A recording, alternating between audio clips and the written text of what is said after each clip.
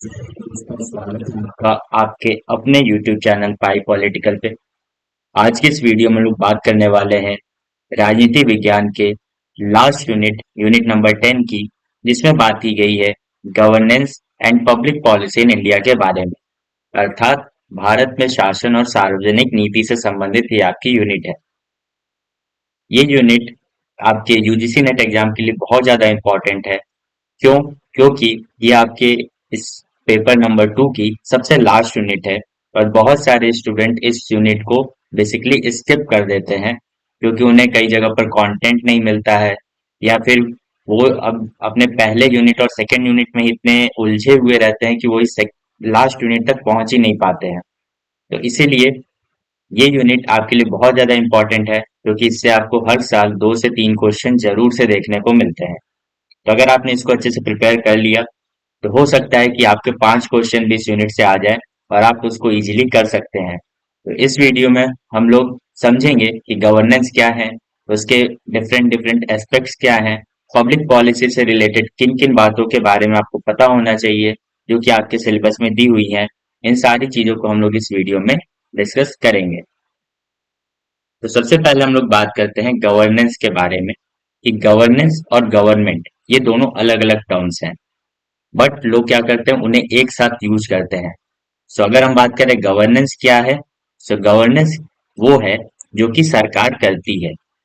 तो गवर्नमेंट कोई भी एक्शन लेती है, कोई भी काम करती है, तो उस काम करने का जो तरीका है या काम करने को हम कहते हैं गवर्नेंस। सो गवर्नेंस क्या है? Basically governance is a process. Governance एक प्रक्रिया है। गवर्नेंस क्या है? ये एक प्रक्रिया है जो कि गवर्नमेंट द्वारा, सरकार द्वारा की जाती है। और इसे हम इस तरीके से भी समझ सकते हैं कि गवर्नेंस जो है वो physical exercise of the polity है। मतलब जो कोई भी कानून बनाए जाते हैं उसको किस तरीके से सरकार उसको प्रतिपादित करती है, उसको किस तरीके से इम्प्लीमेंट करती है, वो काम जो है, वो एस्पेक्ट जो है, उसे हम कहते हैं गवर्नेंस। सो गवर्नेंस क्या है? ये कोऑर्डिनेशन का काम करती है, ना कि कंट्रोल का काम करती है। गवर्नेंस जो है उसके दोनों रोल होते हैं, गवर्नमेंट में भी और नॉन गवर्नमेंटल सेक्टर्स में भी। मतलब कि प्राइवेट और गवर्नमेंट दोनों सेक्टर्स से रिलेटेड इसके एस्पेक्ट्स होते हैं। जैसे गवर्नेंस आपके 2 टाइप के होते हैं। अगर हम बात करें गवर्नेंस की तो इसके 2 टाइप्स होते हैं। एक हो गया आपका गवर्नमेंट जो करती है, जिसे हम कह सकते हैं पब्लिक। दूसरा जो गवर्नेंस है वो है प्राइवेट सेक्टर से रिलेटेड, जिसे हम कहते हैं कॉर्पोरेट गवर्नेंस। तो ऐसा नहीं है कि केवल गवर्नमेंट, जो आपकी सरकारें हैं, केवल वही गवर्नेंस को फॉलो करती हैं, बल्कि जो कॉर्पोरेट सेक्टर है वो भी गवर्नेंस के रूल्स को फॉलो करता है। इस वजह से गवर्नेंस दोनों के लिए जरूरी है। बट हम यहाँ पर जो बात कर रहे हैं, जो हम पढ़ेंगे, वो बेसिकली गवर्नमेंट सेक्टर से रिलेटेड होगा। सो गवर्नमेंट और गवर्नेंस में अगर हमें एक डिफरेंस समझना हो तो गवर्नमेंट क्या है? एक स्ट्रक्चर की जैसा है, और जो गवर्नेंस है वो उसकी फंक्शनैलिटी से रिलेटेड है। मतलब गवर्नमेंट जो है एक स्ट्रक्चर है और उसके अंदर जो काम हो रहा है उसे आप गवर्नेंस के अंतर्गत उसे रखेंगे। डिसीजंस का जो पार्ट है वो आप गवर्नमेंट के अंदर रखेंगे, और जो उसे प्रोसेस करने का तरीका है वो आपका गवर्नेंस में आएगा।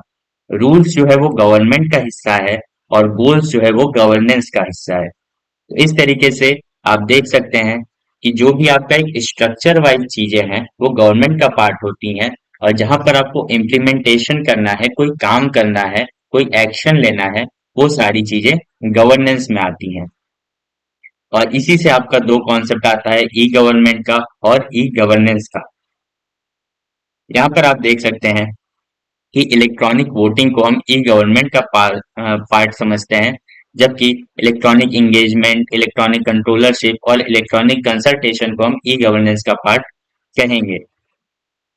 तो यहाँ पर आपको बहुत ज्यादा इसमें उलझना नहीं है, एक बेसिक सा स्ट्रक्चर है।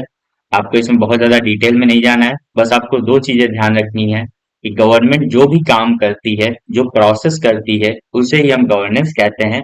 आपको केवल इतना ही इस एग्जाम के लिए पता होना चाहिए। अब आते हैं हम लोग, गवर्नेंस भी बैड भी हो सकता है, गुड भी हो सकता है। तो गुड गवर्नेंस की अगर हम बात करें, जिसे हम हिंदी में कहते हैं सुशासन, सो 1992 में गवर्नेंस एंड डेवलपमेंट नाम की एक रिपोर्ट जो है वर्ल्ड बैंक ने पब्लिश की थी, और उसमें उसने गुड गवर्नेंस की एक डेफिनेशन दी थी। वो क्या थी कि डेवलपमेंट के लिए, विकास के लिए देश के आर्थिक एवं सामाजिक संसाधनों के प्रबंधन में शक्ति का प्रयोग करने के तरीके को हम क्या कहेंगे? गुड गवर्नेंस कहेंगे। कि ऐसा गवर्नेंस, ऐसा प्रोसीजर जिससे जो देश की इनकम है, जो उसके सोशल रिसोर्सेस हैं, उनका मैनेजमेंट अच्छे से हो, डेवलपमेंट अच्छे से हो, उन सारी चीजों को हम कहेंगे गुड गवर्नेंस। और उसके लिए उसने बेसिकली 8 प्रिंसिपल्स दिए थे, जिसमें आपका पार्टिसिपेशन होना चाहिए, रूल ऑफ लॉ की बात की थी कि जो भी है वो कानून के अंतर्गत होना चाहिए, आम सहमति उन्मुख कंसेंसस ओरिएंटेड होना चाहिए, मतलब कि लोगों से पूछ करके जनता की सहमति के साथ कोई भी नियम कानून बनाए जाने चाहिए। इक्विटी और इंक्लूसिवनेस की बात की थी कि आपको समाज के सभी लोगों को एक साथ लेकर के चलना है। इफेक्टिवनेस और एफिशिएंसी की बात हुई थी।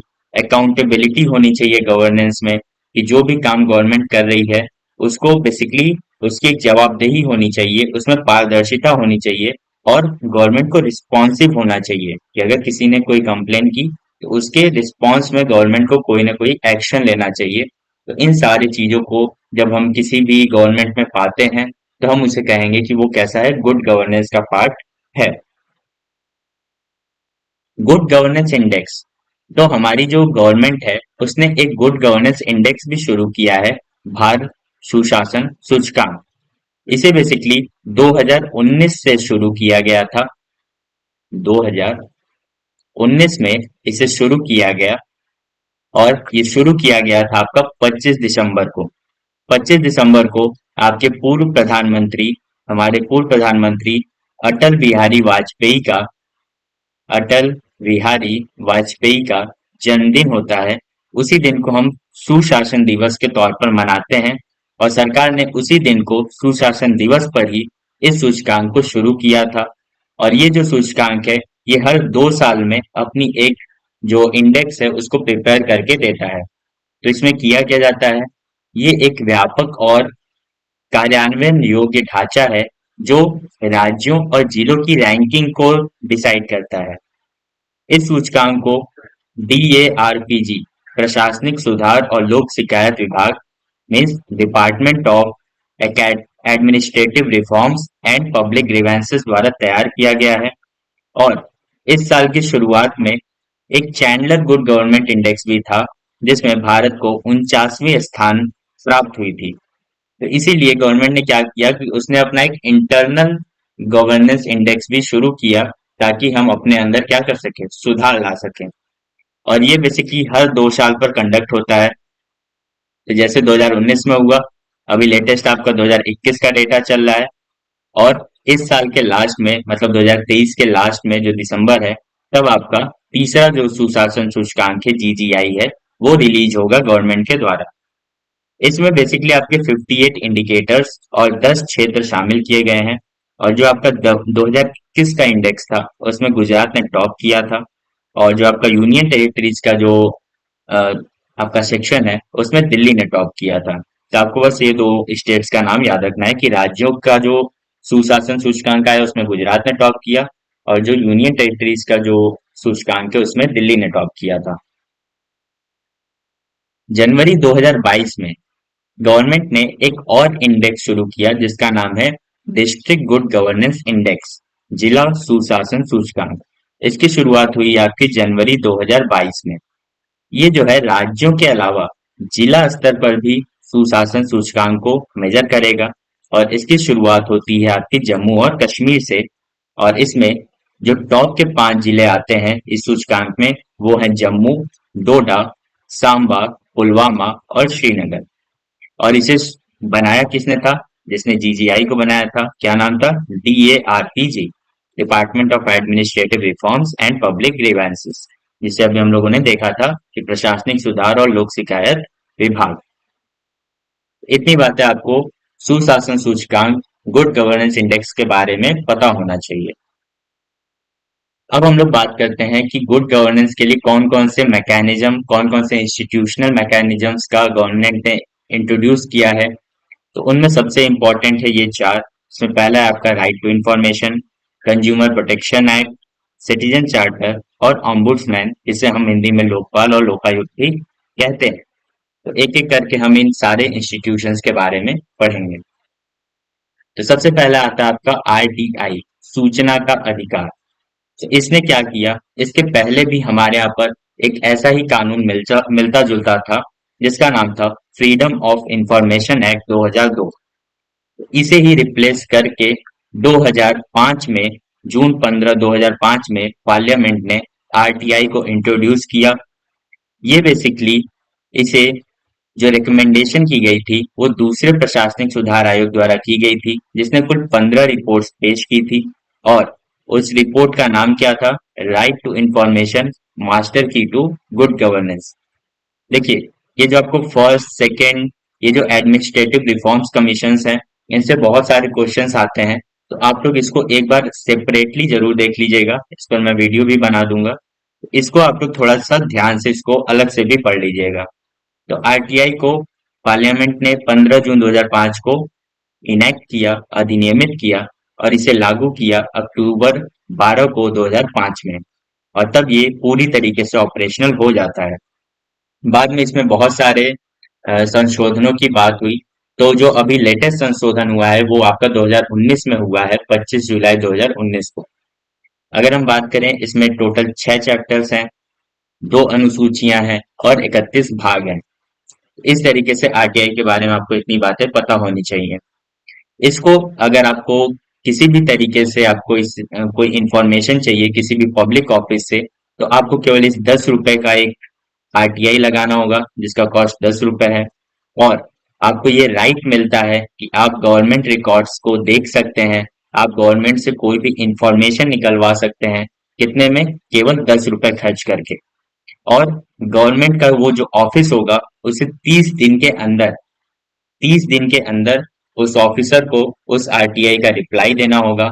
अगर वो ऐसा करने में फेल होता है तो 250 रुपए पर डे के हिसाब से उस ऑफिसर पर पेनल्टी लगेगी। और इसके अलावा उसके ऊपर और भी बहुत सारे मेजर्स लिए जा सकते हैं। तो नॉर्मली ये कंडीशन होती है एक आरटीआई को इनेक्ट करने के लिए। दूसरा जो इंस्टीट्यूशनल मैकेनिज्म है वो है कंज्यूमर प्रोटेक्शन एक्ट, उपभोक्ता संरक्षण अधिनियम। तो इस अधिनियम का जो मेन ऑब्जेक्टिव है वो यह है कि यह कंज्यूमर्स के लिए एक मंच प्रदान करता है, जहां पर वो अपनी शिकायतों को दर्ज करा सकते हैं, रजिस्टर कर सकते हैं। और जो फोरम है फिर जो आपका आपूर्ति करता है, जो सप्लायर है, उसके अगेंस्ट कार्रवाई करता है। और जो भी कंज्यूमर को असुविधा हुई है उसके लिए उसे मुआवजा प्रदान किया जाता है। तो ये बेसिकली कंज्यूमर्स के प्रोटेक्शन के लिए एक कानून है, एक अधिनियम है। और इसे पहली बार लागू किया गया था आपका 24 दिसंबर 1986 को। और जो आपका लेटेस्ट संशोधन है वो 9 अगस्त 2019 को किया गया, जिसके बाद हमारा कंज्यूमर प्रोटेक्शन एक्ट 2019 पास होता है। इसमें बात की गई सीसीपीए की। CCPA, central consumer protection authority, जो आपका पुराना कंज्यूमर प्रोटेक्शन एक्ट था 1986 का, उसमें इससे संबंधित कोई प्रावधान नहीं थे। क्यों? क्योंकि इससे पहले भारत में ऐसा कोई भी केंद्रीय नियामक मौजूद नहीं था जो कि उपभोक्ताओं के अधिकारों की रक्षा और उसके प्रचार और उन्हें लागू करने का काम करेगा। तो पहली बार एक संस्था को निर्मित किया गया जो कि इस कानून को इम्प्लीमेंट करेगी। इसके अलावा एक सीआरडीसी, कंज्यूमर डिस्प्यूट्स रिड्रेसल कमीशन का भी गठन किया गया, जो कि केंद्र स्तर पर, राज्य स्तर पर और जिला स्तर पर अपने अपने स्तरों पर काम करती है। इसके अलावा ये जो आपका उपभोक्ता संरक्षण अधिनियम 2019 है, इसकी शिकायतों की ये ई फाइलिंग की भी अनुमति प्रदान करता है, जिसके द्वारा लोग क्या कर सकते हैं, अपने किसी भी अपने घर से बैठे हुए किसी एक जगह से वो दूसरे जगह पर ई फाइलिंग के दौरान अपनी शिकायतों को दर्ज करा सकते हैं। अगला जो मैकेनिज्म है वो है सिटीजन चार्टर्स का। सिटीजन चार्टर्स में वे तरीके शामिल होते हैं जिनसे जो सिटीजन्स हैं, जो नागरिक हैं, वो अपनी शिकायतों का निवारण कर सकते हैं। और इसमें ये शामिल होता है कि जो एक सिटीजन है, जो एक नागरिक है, वो अपने सेवा प्रदाता से क्या उम्मीद कर सकते हैं। यहाँ सेवा प्रदाता से मतलब क्या है, ये आपका सरकार से मतलब है। सरकार क्या है, सरकार बेसिकली हमारी सुविधाओं के लिए काम करने वाली एक संस्था है। तो इसीलिए नागरिकों को अपनी सरकारों से बहुत ज्यादा उम्मीद होती है, और कितनी किस हद तक सरकारें अपने वादों को निभाती हैं, इनको ही जो शामिल करने वाला जो एक दस्तावेज है उसे हम सिटीजन चार्टर कहते हैं। इसका जो कॉन्सेप्ट है वो सबसे पहले यूनाइटेड किंगडम में, इंग्लैंड में आया था 1991 में। और इसे लाने वाले जो प्राइम मिनिस्टर थे, ब्रिटिश प्राइम मिनिस्टर, उनका नाम था जॉन मेजर। भारत में इस चार्टर की अवधारणा को पहली बार, फर्स्ट टाइम, 1997 में नई दिल्ली में विभिन्न राज्यों और केंद्र शासित प्रदेशों के एक चीफ मिनिस्टर्स के सम्मेलन में अपनाया गया था 1997 में। लेकिन ब्रिटेन के और भारत के सिटीजन चार्टर्स में बहुत बड़ा डिफरेंस ये है कि यहाँ पर जो सिटीजन चार्टर्स हैं वो लीगली इन्फोर्सिएबल नहीं है। मतलब कि अगर सिटीजन चार्टर्स में जो भी वादे किए गए हैं, अगर गवर्नमेंट उनको पूरा नहीं करती है, तो उसको लेकर के आप कोर्ट में अप्लाई नहीं कर सकते हैं कि ये हमारा राइट है। तो ऐसा legally enforceable citizen charters India में एप्लीकेबल नहीं है। इनका जो क्रिएशन है वो डीएआरपीजी द्वारा किया जाता है, जिनके बारे में भी हम लोगों ने पिछले टॉपिक्स में भी पढ़ा है। So department of administrative reforms and public grievances द्वारा इस सिटीजन चार्टर को बनाया जाता है, उसका संचालन किया जाता है और उसमें समन्वय बैठाया जाता है। अब आते हैं अपने अगले इंस्टीट्यूशनल मैकेनिज्म पर, जिसका नाम है ओम्बुड्समैन, लोकपाल या लोकायुक्त। हम सभी को याद है कि 2011 में अन्ना अन्ना हजारे जी ने एक आंदोलन किया था, जिसका मुख्य मुद्दा था कि लोकपाल और लोकायुक्त की स्थापना की जाए। लोकपाल बेसिकली एक शिकायत अधिकारी होता है, एक ग्रीवेंसेस ऑफिसर होता है, जिसे हम कहते हैं कि वो लोगों का रक्षक होता है। इस लोकपाल की अवधारणा, इसे जिसे हम इंग्लिश में ओम्बुड्समैन कहते हैं, ये सबसे पहले 1809 में स्वीडन में आई थी, और फिर वहां से वो बाकी के जो आपके नॉर्डिक कंट्रीज हैं या वेस्टर्न कंट्रीज है वहां तक फैली थी। भारत में जो वर्ड है वो लोकपाल यूज करता है, ना कि ओम्बुड्समैन। और जिसे 1963 में एल एम सिंघवी ने दिया था, जो कि संस्कृत के एक शब्द से लिया गया है, लोकपाल से, जिसका अर्थ होता है आपका लोगों का रक्षक। तो सबसे पहले भारत के फर्स्ट एडमिनिस्ट्रेटिव रिफॉर्म्स कमीशन, प्रथम प्रशासनिक सुधार आयोग, जिसका ड्यूरेशन है 1966 टू 1970, ने भारत में नागरिकों की शिकायतों के निवारण के लिए, कि लोगों की शिकायतें अच्छे तरीके से, उसको जल्दी से निपटाया जा सके, उसके लिए लोकपाल और लोकायुक्त के नाम से दो स्पेशल ट्राइब्यूनल्स, दो स्पेशल प्राधिकरणों की स्थापना की सिफारिश की थी।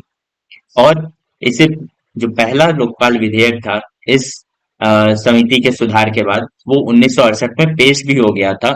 लेकिन उसके बाद लगभग 10 बार ये विधेयक पेश किया जाता है, लेकिन वो 2011 तक कभी भी पास नहीं हो पाता है। जिसके बाद 2011 में अन्ना हजारे ने एक बहुत ही बड़ा आंदोलन किया दिल्ली में, जिसके बाद सरकार को विवश होकर के लोकपाल और लोकायुक्त अधिनियम 2013 जो है वो पास करना पड़ता है, और जो लागू होता है आपका 16 जनवरी 2014 से। तो हम पढ़ते हैं पहले लोकपाल के बारे में, फिर हम बात करेंगे लोकायुक्त के बारे में। तो सरकार ने पहले लोकपाल को नियुक्त किया है, जिनका नाम है पिनाकी चंद्र घोष, पी सी घोष। सबको ये याद रखना है कि पहले लोकायुक्त कौन थे, पीसी घोष थे, जिनकी नियुक्ति 19 मार्च 2019 को हुई। और उनके साथ 8 न्यायिक और गैर न्यायिक सदस्यों की संख्या थी। क्यों? क्योंकि लोकपाल में एक अध्यक्ष और 8 सदस्यों से ज्यादा सदस्य नहीं होने चाहिए। अगर हम इनके ड्यूरेशन की बात करें, इनके टेन्योर अवधि की बात करें, तो ये 5 साल हो सकता है या 70 वर्ष की आयु होती है। तो जो भी इनमें सबसे ज्यादा है उसे ही पालन किया जाता है। तो ये दो क्राइटेरिया होनी चाहिए लोकपाल के सिलेक्शन के लिए। और इसकी जो सिलेक्शन कमेटी है उसमें ये प्रमुख लोग होने चाहिए, जिसमें आपके प्राइम मिनिस्टर, लोकसभा के स्पीकर, जो आपकी लोकसभा के विपक्ष के नेता है, और जो आपकी चीफ जस्टिस ऑफ इंडिया है, इन सभी को मिलाकर के एक चयन समिति बनती है, जो कि आपके लोकपाल को चुनते हैं। तो लोकपाल के पास एक बहुत बड़ी ताकत होती है कि वो सीबीआई सहित किसी भी जांच एजेंसी पर अधीक्षण कर सकती है, उसको सुपरविजन कर सकती है और उससे क्वेश्चंस को पूछ सकती है। तो ये लोकपाल के पास बहुत बड़ी ताकत होती है। फिर दूसरा आता है लोकायुक्त। तो लोकायुक्त कुछ अलग नहीं है। जब भी हम बात करते हैं सेंट्रल गवर्नमेंट की, केंद्र सरकार की, तो लोकायुक्त एक बहुत बड़ी ताकत होती है। क्यों? क्योंकि लोकपाल में एक अध्यक्ष और 8 सदस्य नहीं होने चाहिए। अगर हम इनके ड्यूरेशन की बात करें, इनके टेन्योर अवधि की बात करें, तो ये 5 साल हो सकता है या 70 वर्ष की आयु होती है। तो जो भी इनमें सबसे ज्यादा है उसे ही पालन किया जाता है। तो ये दो क्राइटेरिया होनी चाहिए लोकपाल के सिलेक्शन के लिए। और इसकी जो सिलेक्शन कमेटी है उसमें ये प्रमुख लोग होने चाहिए, जिसमें आपके प्राइम मिनिस्टर, लोकसभा के स्पीकर, जो आपकी चीफ जस्टिस ऑफ इंडिया है, इन सभी को मिलाकर के एक चयन समिति बनती है, जो कि आपके लोकपाल को चुनते हैं। तो वहां पर आपके लोकपाल काम करते हैं। और जब हम बात करते हैं स्टेट गवर्नमेंट्स की, राज्य सरकारों की, तो वहां पर लोकायुक्त काम करते हैं। और 1971 में पहली बार लोकायुक्त को शुरू करने वाला जो राज्य था वो था आपका महाराष्ट्र। तो 1971 में महाराष्ट्र ने पहली बार लोकायुक्त को शुरू किया था। अब हम लोग आते हैं अपने अगले इंपॉर्टेंट टॉपिक पर, जो कि है पंचायती राज इंस्टीट्यूशंस, पंचायती राज संस्थाएं। तो दो अधिनियम सरकार ने पास किए थे 1992 में। पहला है आपका 73वां संविधान संशोधन अधिनियम, जिसके द्वारा ग्राम सभा को एक संवैधानिक दर्जा दिया गया, जिसके बारे में आपके संविधान के 243 अनुच्छेद से लेकर के 243 ओ तक प्रावधान किया गया कि एक ग्राम सभा का गठन किया जाएगा, जिसके तीन स्ट्रक्चर होंगे, तीन लेवल्स होंगे। एक होगा आपका जिला लेवल, डिस्ट्रिक्ट लेवल, दूसरा होगा ब्लॉक लेवल, तो तीसरा होगा विलेज लेवल। तो विलेज आपका सबसे लोअर लेवल होगा, उसके ऊपर ब्लॉक, उसके ऊपर डिस्ट्रिक्ट। इसमें बात की गई थी कि एक आरक्षण दिया जाना चाहिए एससी और एसटी के लिए उनकी जनसंख्या के हिसाब से, और महिलाओं के लिए 1/3 सीटों का आरक्षण किया जाना चाहिए। इसे आप अनिवार्य आरक्षण के अंतर्गत गिनते हैं। इसके अलावा एक सामान्य आरक्षण या वैकल्पिक आरक्षण की भी व्यवस्था है, जो कि ओबीसी के लिए होता है। वो सरकारों के ऊपर डिपेंड करता है। और ये जो पंचायती राज संस्थाएं हैं, इनके लिए जो चुनाव कराने का जिम्मा है वो राज्य चुनाव आयोग द्वारा संपन्न किया जाता है। इसके अलावा इसमें एक राज्य वित्त आयोग की स्थापना का भी प्रावधान है, जो उसका कार्यकाल 5 साल के लिए होता है। पंचायतों का जो कार्यकाल है वो 5 साल होता है, लेकिन अगर उसके पहले ये भंग हो जाती है तो जो नए चुनाव है वो 6 महीने के भीतर संपन्न हो जाने चाहिए। तो 73वें संविधान संशोधन अधिनियम में बात की गई थी ग्राम सभा के बारे में। और जो दूसरा आपका 74वां संविधान संशोधन अधिनियम है, तो उसमें म्यूनिसिपैलिटीज, नगर निकायों के बारे में बात की गई, जो आपके अनुच्छेद 243 बी से लेकर के 243 जेड जी तक सम्मिलित है। और इसमें भारत के संविधान में एक नया भाग जुड़ता है जिसका नाम है 9A, 9A। ये कुछ इंपॉर्टेंट आर्टिकल 243 से रिलेटेड है, आपकी ग्राम सभा से रिलेटेड है। इससे हर साल क्वेश्चंस आते हैं, तो एक एक करके आपको इन 10 आर्टिकल्स जो मेन है उनको आपको याद होना चाहिए। तो 243 में ग्राम सभा की परिभाषा दी गई है। 243A में बताया गया कि एक ग्राम सभा होगी और वो किस तरीके से काम करेगी, उसका संगठन क्या होगा वो 243B में बताया गया। फिर डी आता है जिसमें रिजर्वेशन और सीट्स की बात की गई है कि एससी और एसटी और वुमेन्स के लिए रिजर्वेशन होगा। ये 243D में आया है, तो इसको ध्यान रखिएगा। फिर है कि ड्यूरेशन ऑफ पंचायत कितना होगा, तो ये 5 साल होगा। ये 243E में बताया गया है। जी में बताया गया है कि उनकी पावर्स क्या होंगी, उनके अधिकार क्या होंगे, उनके कर्तव्य क्या होंगे। ये सारी चीजें 243G में बताया गया है। फिर एच में बताया गया है कि ये अपने इनकम को कैसे जनरेट करेंगे, तो वो कौन कौन से टैक्सेस को लगा सकते हैं, ये 243H में बताया गया है। 243 में इलेक्शंस का क्या प्रोसीजर होगा उसे बताया गया है। और 243L में एप्लीकेशन क्या होंगे इन पीआरआईज की जो कि यूटीज में सिचुएटेड है उसके बारे में है। और 243M में है कि वे पार्ट्स जो कि इन एरियाज में अप्लाई नहीं होंगे, जहां पर पंचायती सिस्टम नहीं इम्प्लीमेंट होगा, वो सारी चीजें आपकी इस आर्टिकल में दी हुई हैं। तो इनको आपको 1 से 2 बार आप रिवाइज करेंगे तो आप बहुत कम चांसेस है कि आप इनका जो क्वेश्चन आएगा इनसे रिलेटेड उसको आप कभी भी गलत नहीं करेंगे। फिर ये अगला है आपका म्यूनिसिपैलिटीज से रिलेटेड, तो इनको भी आप लोग देख सकते हैं। अब हम लोग आते हैं कुछ महत्वपूर्ण समितियों के बारे में जो कि पंचायती राज से संबंधित है। उनमें सबसे पहला आता है आपका 1957 की बलवंत राय मेहता समिति, जिसने 3 स्ट्रक्चर की बात की थी, 3 टायर स्ट्रक्चर ऑफ आपके पंचायती राज इंस्टीट्यूशंस की, पंचायती राज व्यवस्था की, इसके बारे में भी हम लोगों ने पढ़ा भी था। डिस्ट्रिक्ट लेवल, ब्लॉक लेवल और विलेज लेवल। सो इन तीन के बारे में जो सजेशन दिया था वो बलवंत राय मेहता समिति ने दिया था। उसके 20 साल के बाद 1977 में एक अशोक मेहता समिति आती है। उसने कहा कि नहीं, जो स्ट्रक्चर है पंचायती राज सिस्टम में वो 2 टायर का होना चाहिए, उसमें केवल 2 लेवल होने चाहिए। पहला है आपका डिस्ट्रिक्ट लेवल, जिसे जिला परिषद भी कहते हैं, और दूसरा होना चाहिए मंडल पंचायत। तो उन्होंने ये 2 बातें की थी, 2 स्ट्रक्चर्स बताए थे। फिर उसके अगले साल 1978 में दांत वाला कमेटी आती है और उन्होंने ब्लॉक लेवल प्लानिंग की बात की थी। फिर 1982 में 4 साल के बाद हनुमंथा राव कमेटी आती है, जिसने डिस्ट्रिक्ट लेवल प्लानिंग को इंक्लूड किया था, एक नया सजेशन दिया था। फिर 1985 में जी वी के राव कमेटी आती है, जिसने जिले को, डिस्ट्रिक्ट को लोकतांत्रिक विकेंद्रीकरण में सबसे महत्वपूर्ण बिंदु के रूप में परिभाषित किया था। फिर उसके अगले ही साल 1986 में एल एम सिंघवी कमेटी आई, जिसे राजीव गांधी जी ने नियुक्त किया था। फिर 1988 में आपकी गार्गिल कमेटी आती है, जिसने अनुशंसा की कि जो आपका स्ट्रक्चर है पंचायती राज का वो 3 स्तरीय होना चाहिए, और ऐसा होना चाहिए गांव, ब्लॉक और जिला स्तर। और उन्होंने कहा कि जो इनका कार्यकाल है वो 5 साल के लिए फिक्स कर देना चाहिए। तो ये इम्पोर्टेंट कमिटीज हैं। आपको एक बहुत ही इम्पोर्टेंट चीज ये याद रखना है कि आपको इनका ऑर्डर याद रखना है। तो बहुत सारे क्वेश्चंस आपको इस तरीके से आते हैं कि आपको इनका ऑर्डर अरेंज करना है, जिसमें सबको दिक्कत होती है। तो आपको क्या करना है, आपको इनको याद रखना है कि किस तरीके से इनका ऑर्डर है। तो आपको क्या करना है, आपको फर्स्ट ये जो इनका नाम है वो याद रख लीजिए। तो सबसे पहले कौन आए, सबसे पहले आए आपके बलवंत राव। सेकंड आए आपके अशोक मेहता, तो आप लिखेंगे ए। तो बी हो गया, ए हो गया। फिर आए आपके दांतवाला कमेटी, ये हो गया आपका डी। फिर आया आपका हनुमंत राव कमेटी, तो आपने लिख लिया एच। फिर आया आपके जी वी के राव कमेटी, तो आपने लिख लिया जी। फिर आया आपका एल, एल। और सबसे लास्ट में आया आपका गाडगिल कमेटी, तो आपने लिख लिया जी। तो बस आपको इसको याद कर लेना है, और यही आपका ऑर्डर है कि कौन सी कमेटी पहले आई। तो आप इस तरीके से ऑप्शंस आएंगे तो आप उसको सॉल्व कर सकते हैं। अब हम लोग आते हैं अगले टॉपिक पर, जो कि है ई गवर्नेंस। तो ई गवर्नेंस का मतलब होता है कि सरकारी गतिविधियों को करने और शासन के उद्देश्यों को प्राप्त करने के लिए जो टेक्नोलॉजिकल का यूज करते हैं, जो टेक्नोलॉजीज का हम यूज करते हैं, आईसीटी का यूज करते हैं, उसे ही हम कहते हैं ई गवर्नेंस। तो गवर्नेंस का जो पार्ट आप कंप्यूटर एप्लीकेशंस के थ्रू, मशीनरीज के थ्रू, आईसीटी के थ्रू करते हैं, गवर्नमेंट करती है, उसे हम ई गवर्नेंस कहते हैं। तो जो सेकेंड एडमिनिस्ट्रेटिव रिफॉर्म कमीशन थी इंडिया की, उसने 4 टाइप के आपके गवर्नेंस, ई गवर्नेंस की बात की थी, जो कि आपका G2C, G2B, G2G और G2E।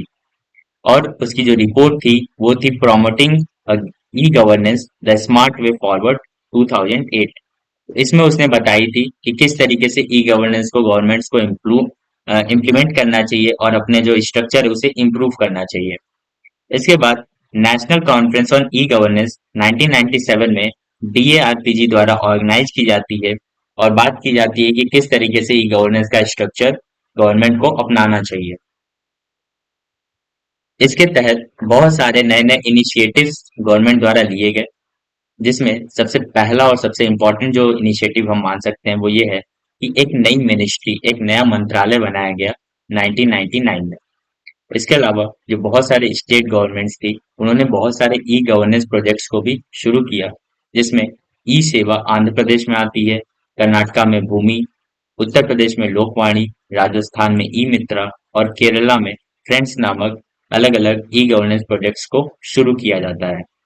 इसके अलावा एक नेशनल ई गवर्नेंस प्लान 2006 में लॉन्च होता है, जिसे 2015 में 2.0 के नाम से, क्रांति के नाम से वापस से गवर्नमेंट ने लॉन्च किया, जिसमें बात की गई 9 पिलर्स ऑफ डिजिटल इंडिया की, जिसमें अलग अलग 9 सेक्टर्स हैं, जो कि आपका ब्रॉडबैंड हाईवेज की बात की गई, universal access to mobile connectivity, public internet access programmes, e governance, NEGP 2.0, information for all, electronics manufacturing, IT for jobs और अर्ली हार्वेस्ट प्रोग्राम्स। ऐसे बहुत सारे 9 पिलर्स की बात की गई, जिन पर हमारा डिजिटल इंडिया का जो महल है वो खड़ा होगा। फिर जो आपका इंस्टीट्यूशन है वो है नीति आयोग। नीति, इसका फुल फॉर्म है आपका national institution for transforming India. So एक ऐसी संस्था जिसे बनाया गया है कि हम किस तरीके से अपने भारत देश का जो योजना है, जो उसकी नीतियां, उसको हम किस तरीके से बदल सकते हैं। ये बेसिकली आपका योजना आयोग को हटा करके एक नई संस्था बनी है। पहले आपका जो एक योजना आयोग नामक संस्था थी, उसे ही हटा करके 2015 में, 1 जनवरी 2015 में इसे इस्टेब्लिश किया गया। ये बेसिकली गवर्नमेंट पॉलिसीज का एक थिंक टैंक के तौर पर काम करती है, लेकिन ना तो ये एक कॉन्स्टिट्यूशनल बॉडी है, ना ही एक स्टैच्यूरी बॉडी है, ना तो संवैधानिक निकाय है, ना ही सांविधिक निकाय है, बल्कि इसे हम कह सकते हैं कि ये एक अतिरिक्त संवैधानिक निकाय है, एन एक्स्ट्रा कॉन्स्टिट्यूशनल बॉडी है। और जो इसके चेयरमैन होते हैं, जो इसके अध्यक्ष होते हैं, वो हमारे इंडिया के प्राइम मिनिस्टर होते हैं। तो हम कह सकते हैं कि इस नीति आयोग के जो पहले चेयरमैन हैं वो आपके प्राइम मिनिस्टर नरेंद्र मोदी हैं। इसके जो प्रेजेंट टाइम पर वीसी हैं, अभी जो आपका जून 2023 का जो समय है, इसमें जो आपके वाइस चेयरमैन है, वाइस चेयरपर्सन है, उनका नाम है एस के बेरी। और जो आपके सीईओ हैं उनका नाम है BVR सुब्रमण्यम। नीति आयोग ने बहुत सारे इंडेक्स भी शुरू किए हैं, जिनसे आपसे बहुत बार पूछा भी जाता है कि ये इंडेक्स किसने शुरू किया है। जिसमें सबसे इम्पोर्टेंट है SDG इंडिया इंडेक्स, समग्र जल प्रबंधन सूचकांक, अटल इनोवेशन मिशन, जिसे हम शॉर्ट फॉर्म में कहते हैं एम, AIM। इसके अलावा aspirational district programme, India innovation index, India innovation index, इसके अलावा वुमेन ट्रांसफॉर्मिंग इंडिया अवार्ड्स और गुड गवर्नेंस इंडेक्स, जिसे अभी हम लोगों ने पढ़ा भी था। इन सभी को शुरू करने वाला, इन्हें इम्प्लीमेंट करने वाला जो ऑर्गेनाइजेशन है वो कौन है? नीति आयोग है। नीति आयोग ने बेसिकली 3 टाइप के डॉक्यूमेंट्स रिलीज किए हैं, जिसमें उसने अपने 3 साल के एजेंडे की बात की है जो लॉन्ग टर्म है, 7 साल के मीडियम टर्म और 15 साल के, सॉरी 3 साल के शॉर्ट टर्म, 7 साल के मीडियम टर्म और 15 साल के लॉन्ग टर्म के उसने अपने विजन्स को उसमें शामिल किया है। और उसके लिए उसने 2 प्रमुख हब बनाए हैं। एक है टीम इंडिया हब, जो कि राज्य और केंद्र के बीच एक इंटरफेस का काम करता है और इस तरीके की बात करता है कि हम जो है एक टीम इंडिया की तरह हमारी स्पिरिट होनी चाहिए और टीम इंडिया की तरह हमें अपने जो हमारा देश है उसे आगे बढ़ाना चाहिए। और दूसरा है आपका नॉलेज एंड इनोवेशन हब। अब जो अगला आपका कॉन्सेप्ट है वो है मनरेगा के बारे में। मनरेगा, इसका जो फुल फॉर्म है वो है Mahatma Gandhi national rural employment guarantee act. लेकिन शुरू से इसका नाम मनरेगा नहीं था, पहले इसका नाम था NREGA, national rural employment guarantee act, जिसमें बाद में महात्मा गांधी का नाम इंक्लूड किया गया। अगर हम इसकी बात करें तो भारत की संसद ने 23 अगस्त 2005 को इस एक्ट को पास किया था और इसे लागू किया था 7 सितंबर 2005 को। बाद में, क्योंकि पहले इसे पायलट तौर पर इसे शुरुआत की गई थी, तो आपको ये बताना है कि सबसे पहले इसे कहाँ पे इम्प्लीमेंट किया गया था। तो ये आपके लिए क्वेश्चन भी है कि सबसे पहले इसे कहाँ पे इम्प्लीमेंट किया गया था। और जब वहां पर वो सक्सेसफुल होता है तो उसके बाद गवर्नमेंट ने कहा कि ठीक है, अब हम इसे भारत के 200 पिछड़े जिलों में लागू करेंगे और इसे 2 फरवरी 2006 से लागू कर दिया गया। ये जो आपका एक्ट है ये प्रधानमंत्री नरेंद्र मनमोहन सिंह के कार्यकाल के दौरान पारित हुआ था और इसमें अकुशल श्रमिकों, इसको अकुशल शारीरिक श्रम, ऐसे काम जिसके लिए आपको बहुत ज्यादा स्किलफुल होना नहीं पड़ता है, उन रोजगारों को 100 दिन के लिए 1 साल में कम से कम प्रदान करने की जो बात है वो इस एक्ट में की गई थी। तो बेसिकली एक राइट टू वर्क की बात करता है कि हर किसी को काम मिलने का अधिकार होना चाहिए और जो आजीविका की सुरक्षा को बढ़ाने का भी काम करता है। इस मनरेगा एक्ट के दौरान इसमें सोशल ऑडिट का भी प्रावधान किया गया है, जो कि इस एक्ट की धारा 17 के अनुसार साल में 2 बार ग्राम सभा द्वारा सोशल ऑडिट करने की बात करता है। सोशल ऑडिट का मतलब ये होता है कि जनता जब खुद से सरकार के कामों का निरीक्षण करती है, उसको देखती है कि जो काम हुए वो ठीक ठीक से हुए हैं या नहीं हुए हैं, उसे ही हम सोशल ऑडिट कहते हैं। अगला जो आपका इम्पोर्टेंट टॉपिक है वो है NHM, नेशनल हेल्थ मिशन। ये क्या है? ग्रामीण इसे हटा दीजिए। NHM, national health mission. National health mission के 2 पार्ट्स हैं, एक है ग्रामीण स्वास्थ्य मिशन और दूसरा आपका शहरी स्वास्थ्य मिशन। तो अगर हम ग्रामीण स्वास्थ्य मिशन की बात करें तो ये 2005 में लागू हुआ था और अगर हम शहरी स्वास्थ्य मिशन की बात करें तो ये 2013 में लागू हुआ। और 2013 में जब ये 2 आपके पार्ट्स हो गए तो इन्हें मिला करके एक नया नेशनल हेल्थ मिशन को शुरू किया गया, जिसका मुख्य उद्देश्य है समान, सस्ती और गुणवत्तापूर्ण स्वास्थ्य देखभाल सेवाओं के लिए सार्वभौमिक पहुंच की प्राप्ति। मतलब कि सभी को हेल्थ से रिलेटेड जो भी फैसिलिटीज हैं, चाहे वो गांव का हो या शहर का हो, वो उन्हें मिल सके अच्छे से। तो ये आपको इनमें केवल ये याद रखना है कि ये कब कब लॉन्च हुए थे। आपसे केवल इतना ही इस टॉपिक से आपसे एक्सपेक्ट किया जाएगा। अब आते हैं अगले इंपॉर्टेंट एक्ट पर, जो कि आपका राइट टू एजुकेशन, शिक्षा का अधिकार। हम सभी ने ये एडवर्टीजमेंट पहले देखी होगी, जो आपका दूरदर्शन पे और बाकी जगहों पर एडवर्टीजमेंट आता है। तो राइट टू एजुकेशन ये जो एक्ट है, ये आर्टिकल 21A के तहत भारत में 6 से 14 साल के बच्चों के लिए मुफ्त और अनिवार्य शिक्षा के महत्व को बात करता है, और कहता है कि राइट टू एजुकेशन बच्चों का क्या है, फंडामेंटल राइट है, उनका मौलिक अधिकार है। ये जो आपका एक्ट है, ये सबसे पहली बार 4 अगस्त 2009 को पास हुआ था, और ये प्रभावी हुआ था 1 अप्रैल 2010 से। तो आपको ये ईयर याद रखना है कि 6 से 14 साल के बच्चों के लिए है, क्योंकि कई बार पूछा जाता है कि किस ईयर डोमेन के लिए ये जो आपका कानून है वो पास हुआ है, तो 5 भी दे सकता है, तो नहीं, 6 से 14 साल। अब आते हैं अपने अगले टॉपिक पर, जो कि है जन सुनवाई। जन सुनवाई बेसिकली आपका सोशल ऑडिट का ही एक इम्पोर्टेंट पार्ट है। तो जन सुनवाई की अगर हम बात करें तो ये कब शुरू हुआ, इसका कोई एक स्पेसिफिक डेट नहीं है, बट हम कह सकते हैं कि राजस्थान में दिसंबर 1994 और अप्रैल 1995 के बीच मजदूर किसान शक्ति संगठन द्वारा एक जन सुनवाई का आयोजन किया गया था। तो हम कह सकते हैं कि इसकी शुरुआत ऑफिशियली लगभग वहां से हुई थी। तो ये बेसिकली स्थानीय लोगों को, जो लोकल लोग हैं, उनको सरकार की नीतियों और सार्वजनिक प्राधिकरणों की गतिविधियों से परिचित कराने का एक लोकतांत्रिक तरीका है, ताकि वो समझ सके कि सरकार उनके लिए क्या कर रही है, और अगर सरकार से उन्हें कोई भी दिक्कत हो रही है, उनकी कोई भी समस्या नहीं सुनी जा रही है, तो इन जन सुनवाइयों के द्वारा उनकी जो समस्याएं हैं उनका समाधान किया जा सके। तो एक बहुत ही छोटी सी यूनिट थी आपकी, पब्लिक पब्लिक पॉलिसी से रिलेटेड, गवर्नेंस से रिलेटेड। तो आपको अगर इतनी बातें इस टॉपिक से रिलेटेड क्लियर हैं, तो आप आसानी से इस टॉपिक से रिलेटेड जितने भी क्वेश्चंस आएंगे आप उनको डील कर सकते हैं। सो आप सभी जानते हैं कि आपकी जो एग्जाम्स है वो 15 जून से शुरू हैं, और लगभग 15 जून से आपकी शुरू है, और लगभग आपका 5 से 6 दिन बचा हुआ है। तो आपका सबसे मेन काम ये होना चाहिए कि आप इन 5 दिनों को काफी अच्छे से यूटिलाइज करें। हर दिन आप कम से कम 2 यूनिट्स, पेपर 1 और पेपर 2 दोनों का, मतलब टोटल कितने हो गए, 4 यूनिट्स। तो 2 यूनिट्स दोनों पेपर से आपको हर दिन प्रिपेयर करना चाहिए, और उनको रिवीजन भी उसी दिन करना चाहिए।